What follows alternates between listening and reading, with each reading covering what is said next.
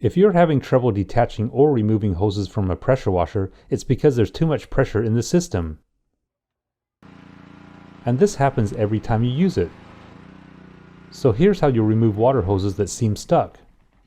After the engine is shut down, turn off the water supply.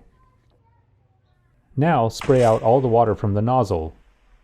This will release the pressure in the engine and hoses.